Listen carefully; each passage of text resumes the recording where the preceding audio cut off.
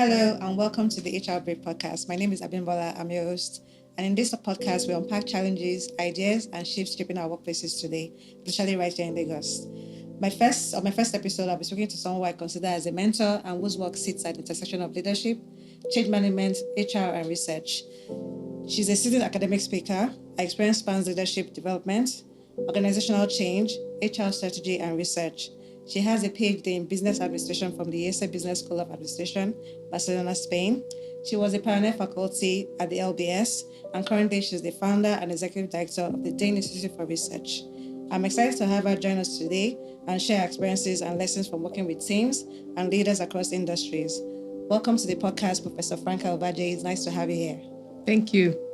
So I remember working with you. My first work experience was in the LBS, and it was actually with you, and it was working as a research assistant. And I remember it wasn't something that was very comfortable with because I was actually researching topics that was not even in my field. Mm-hmm. I mean, I didn't really know anything about HR. I had to read journals, articles, Word documents, and I had to basically transcribe these notes for your lecture notes and everything. But it kind of opened my eyes to my own foundation, my own research journey, and I have to thank you because it opened my eyes and to what I do presently right now. So without further ado, let's get started. Thank you. So thank you very much for that. So my first question for you is, your work sits at the intersection of leadership and HR. From your perspective, what is the biggest leadership shift currently shaping our workplace culture in Lagos today? Thank you. I think there are a number of challenges, but I think that one of the important shifts is for CEOs to look at the area of trust. Because trust is key. And I'm not talking about trust between the CEO and the staff or boss and subordinates only. Even people who purchase your products or services, you enjoy your services. Do they trust your brand? Do they trust the product that you're giving out or you are selling? Does it meet the requirements that you stated that they meet? So trust is such a central thing in business. And I think that that's one of the things that CEOs have to look at. How do I rebuild trust? Because Nigeria is a low trust society. I mean, the data out there tells us trust is less than 50%, I think, in Nigeria. And it's the worst, one of the worst in the world. So we have to look at building trust. But I think another leadership shift, is that of that collaboration, bringing in the Gen Z and the millennials. More and more, we are recruiting them because they are the future and we want to build them. But there are characteristics that are typical of millennials and some others typical of Gen Zs that if CEOs don't pay attention to that, they will be out. Let's take, for example, in many organizations, from my experience teaching for 25 years at Lagos Business School, you'll find many of the managers saying, the idea is that wisdom resides at the top of the organization, and it kind of trickles down slowly to the others. So if you're a Gen Z or a millennial down there, just keep quiet, listen to the elders who have that wisdom. Well, these people, the Gen Z and millennials, they don't work that way. At all. They don't work that way. So that's a shift that has to happen if you want to get their ideas. Here I run a research institute, and one thing that is clear, and I make clear to all those who work with me is, the best ideas win. It doesn't matter who has them. I am a professor, but it doesn't mean I know everything. Yes. I've worked with youth corpers who have brought great ideas to the team.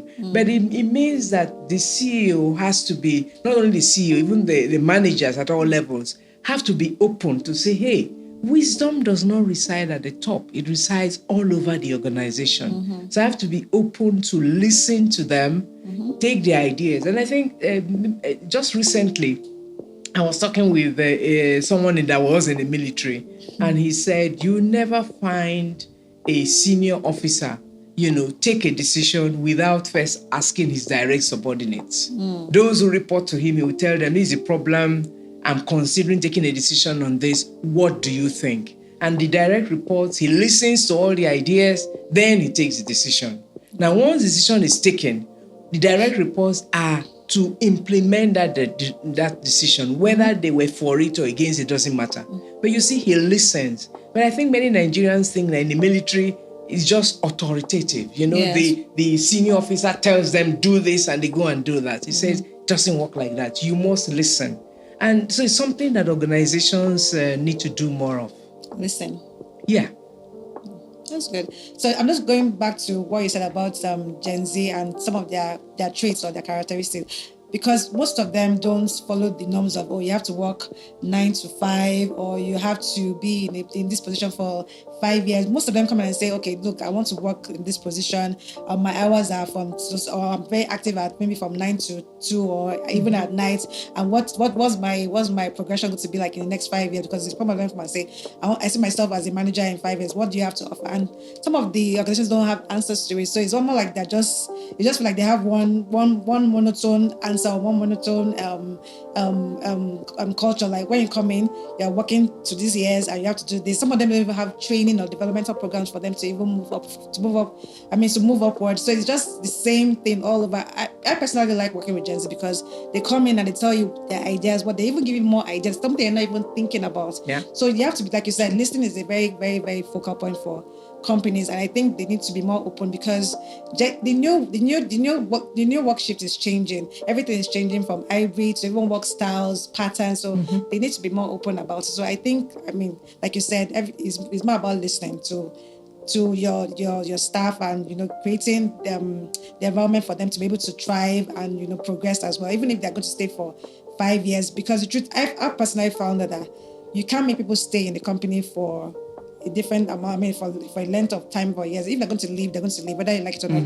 Even if you train them, because most of the excuses I hear is that, we've trained you, so you have to put in the work. How can we spend so much money on you training you and spending millions, and the next thing you want to leave? That's always the excuse. And I'm like, whether you train your staff or not, they are going to leave. You have to prepare your company for that if they have to move upward, and if you're not providing them that template of, okay, you know what, I have a program for you and you need to succeed, then they go somewhere else that will provide that. So you have to be open-minded. They're going to leave, but you prepare your company for that shift. But most of them don't prepare. They just sit down, and when the time comes, they're running helter-skelter and all that. So that's what I found out to be true for some companies. I think the HR is partly to blame for that. Okay. If you recommend a member of staff for a training program, like a senior management program at LBS, or even some foreign program, technology, whatever, you have to bear in mind that this person is coming back to your organization and wants to implement the new things he or she has learned. So taking that person back to the same old job that doesn't allow him or her, implement some of those ideas, there is no new challenge and so on, that is one big reason why they leave. If somebody is enjoying his job or her job and is well paid and is treated with respect, it's difficult for the person to leave. This is even research shows that. It's very difficult for the person to leave. But if you've given me all this training, I come back and I'm ready to even eat an elephant, and in front of me I have a simple rat, the rat I had before I went, obviously I'm going to look for somebody who appreciates what I have just learned and is willing to pay for it and give me room to perform.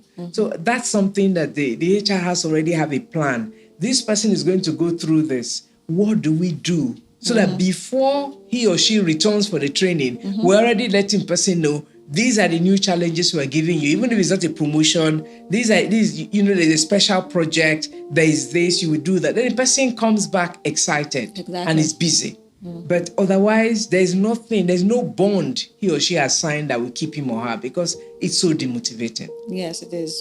So I think for companies out there, you need to listen to your employees, and like Professor Franca said, respect the work, respect human dignity, because most companies don't respect the human dignity of people, of their staff. They just feel like, you're coming to work, you get paid at the end of the day, so just work. But it's very, very important. So respect and listen.